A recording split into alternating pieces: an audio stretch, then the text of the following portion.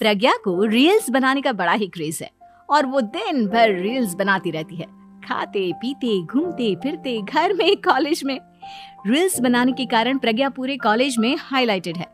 जहां उसके रील्स सभी को पसंद आते हैं, वहीं मनीषा चिंता में डूबी रहती है। एक रोज जब खाते हुए प्रज्ञा रील्स बना रही होती है, तब मनीषा कहती है, 1 मिनट भी चैन नहीं है इस लड़की को। ये नहीं कि खाना तो आराम से खा ले, लेकिन नहीं, अरे थोड़ी देर रील्स नहीं बनाओगी तो आसमान नहीं टूट पड़ेगा। अरे मम्मी, इसी को तो कहते हैं डिटर्मिनेशन। तुम नहीं समझोगी ये सब। भगवान, इस लड़की को सद्बुद्धि दे। जब देखो तब टेढ़ा बाका मुंह बनाती रहती है। मनीषा की बात का प्रज्ञा पर जरा भी असर नहीं होता और वो खाते खाते रील्स बनाती रहती है। दिन बीतने लगते हैं और देखते देखते प्रज्ञा का कॉलेज भी खत्म हो जाता है। आए दिन कोई ना कोई मनीषा को प्रज्ञा की शादी करवाने का सुझाव दे जाता है। सब ठीक ही कहते हैं, प्रज्ञा की शादी कर देनी चाहिए। अपने घर के काम काज में व्यस्त हो जाएगी तो खुद ही ये रील्स और नाच गाना बंद हो जाएगा। मनीषा और प्रेम प्रज्ञा के लिए एक अच्छा लड़का ढूंढने लगते हैं और तभी विकी का रिश्ता प्रज्ञा के लिए आता है, जिसने प्रज्ञा को उसकी रील्स देखकर पसंद कर लिया था। अगले दिन विकी अपने माता पिता के साथ प्रज्ञा के घर पहुंच जाता है और प्रज्ञा साड़ी पहने हाथों में चाय की ट्रे लिए उनके सामने आती है। जब विकी को पसंद है तो हमें भी बहू पसंद है। बहन जी, आप बारात की तैयारी कीजिए। एक बार लड़का लड़की अकेले में बात कर ले तो अच्छा रहेगा। हाँ हाँ, क्यों नहीं। मनीषा विकी को प्रज्ञा के कमरे में भेजती है, जहां प्रज्ञा पहले से ही रील्स बना रही होती है। तभी विकी कहता है, आ गए आपके साजन जी।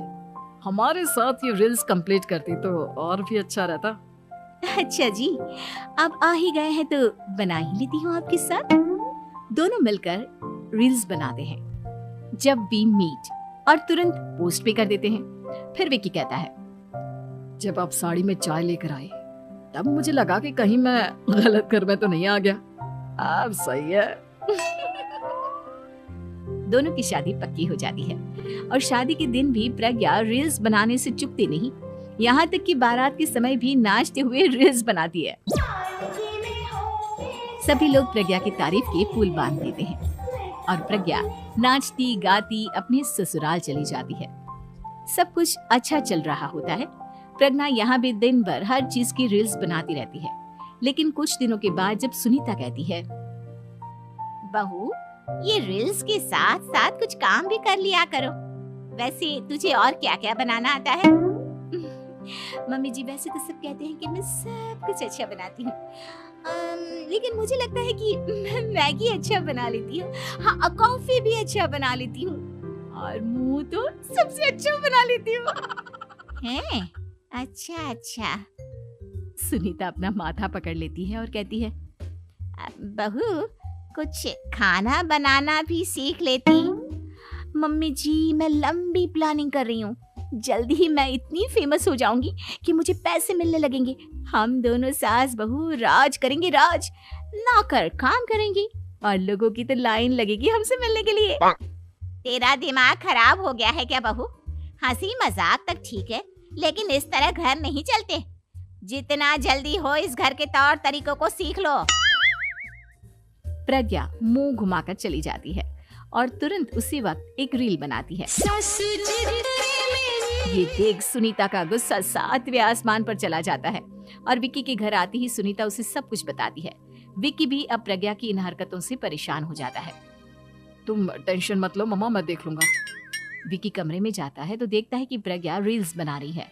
विक्की बड़े ही प्यार से प्रज्ञा से कहता है, प्रज्ञा, इन सब के लिए मैं तुम्हें मना नहीं कर रहा हूँ, लेकिन फिर भी हर वक्त तो ये अच्छा नहीं लगता ना। समझने की कोशिश करो, मुझे भी तुम्हारा थोड़ा वक्त चाहिए। मैं जब ऑफिस से आता हूँ तो मुझे समय देने की जगह इसी में लगे रहते हो। तुम ज्यादा ही सोच रहे हो। तुम भी मेरे साथ रील्स बनाओ ना, तुम्हें भी बहुत अच्छा लगेगा। तुम्हें इज्जत से कोई बात समझ में नहीं आती क्या? दिमाग खराब हो गया है तुम्हारा इस चकाचौंध से। अगर तुमने अपना रवैया नहीं बदला तो मैं तुमसे दूर चला जाऊंगा। तुम ही रिश्ता लेकर आए थे, मुझे लड़कों की कमी नहीं थी और ना आज है। विक्की दरवाजा पटक कर चला जाता है। धीरे धीरे विक्की प्रज्ञा से दूर होता जाता है। एक रोज मनीषा प्रज्ञा के ससुराल उससे मिलने जाती है। तब सुनीता उससे कहती है, बहन जी, अब आई हैं तो कुछ दिन यहाँ रहकर जाइएगा, आप ही का घर है। हाँ मम्मी, बहुत दिन हो गए तुम्हारे साथ एक भी रील नहीं बनाई मैंने। प्रज्ञा तुरंत अपने फोन में रील्स ऑन कर लेती है। मेरी माँ के बराबर ये सब मुझसे नहीं होता। तेरा ये भूत अभी तक नहीं उतरा क्या? बहन जी आप कुछ कहती नहीं क्या इसे? जब आप ही कुछ नहीं कर पाई तो मैं कर ही क्या सकती हूँ। सास तो वैसी ही बदनाम है। शाम को घर की लाइट चली जाती है और मनीषा प्रज्ञा से कहती है, मेरे घुटनों में बहुत दर्द हो रहा है, तू लाइट का कुछ इंतजाम करना बेटा। अच्छा कैंडल जला देती हूँ मम्मा। प्रज्ञा गाते हुए कैंडल जलाती है और खिड़की के पर्दे के पास रख देती है। मनीषा जिसे बहुत दर्द हो रहा है वो सो जाती है और प्रज्ञा हमेशा की तरह अपने रील्स में लग जाती है। उधर कैंडल की वजह से पर्दा आग पकड़ लेता है और मनीषा के कमरे में आग लग जाती है। बचाओ, कोई है, बचाओ। सभी भागते हैं और विकी कमरे की आग बुझाने में लग जाता है, लेकिन तब तक मनीषा आधी जल चुकी थी। मनीषा की हालत देख प्रज्ञा रोने लगती है। विकी मनीषा को तुरंत हॉस्पिटल ले जाता है और उसे एडमिट कराता है। विकी प्रज्ञा से कहता है, देख लिया ना, तुम्हारे इस नाच गाने की वजह से आज तुम्हारी माँ की जान जाते जाते रह गई। अब पता नहीं तुम और क्या चाहती हो। उधर डॉक्टर कहते हैं, इनकी हालत बहुत नाजुक है, आधे से ज्यादा जल चुकी है। प्रज्ञा रोती हुई मंदिर में जाती है और भगवान के आगे जाकर कहती है, भगवान मेरी माँ को ठीक कर दो, मैं कसम खाती हूँ हाथ से ये रील्स बनाना छोड़ दूंगी, बस मुझे मेरी माँ वापस मिल जाए। 2 दिन बीत जाते हैं और मनीषा खतरे से बाहर आ जाती है।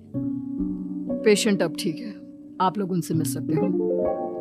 सब कोई मनीषा से मिलता है और प्रज्ञा सबके सामने अपना फोन तोड़ देती है। मुझे माफ कर दो मम्मा, मैंने तुम लोगों की बातों को नजरअंदाज किया। बेटा कोई भी चीज जरूरत से ज्यादा खराब है। मैंने तुम्हें रील्स बनाने से कभी मना नहीं किया, लेकिन हर वक्त एक ही चीज तो सही नहीं है। मैं समझ गई हूँ मम्मा, आई एम सॉरी। प्रज्ञा उस दिन से रील्स बनाना छोड़ देती है और पूरी तरह से अपने घर में लग जाती है।